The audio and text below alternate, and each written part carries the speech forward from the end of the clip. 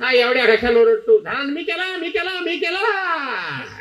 अरे तारका बघ, मंजुरी बघ, तिथली परिस्थिती बघ, पण अक्कल बेअकली माणूस आहे.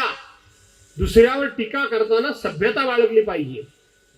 आज थोडासा मी बडबडलोय, मी खरं एवढा कुठल्याच सभेत कधी बडबडलेलो नाही. हा रोज सकाळ संध्याकाळ माझ्या विरोधात बोलतो, म्हणून मला बोलावं लागलं खरं सांगायला गेलं तर. आणि म्हणून आपण तिथं केलं.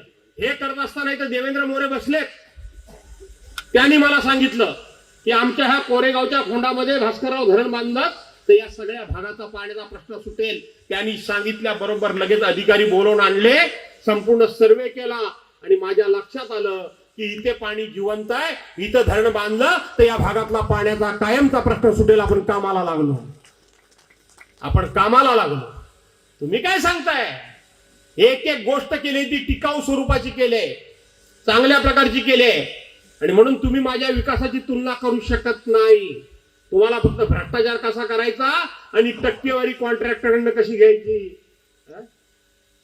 कॉन्ट्रॅक्टरकडनं टक्केवारी कशी घ्यायची एवढंच तुम्हाला माहिती आहे.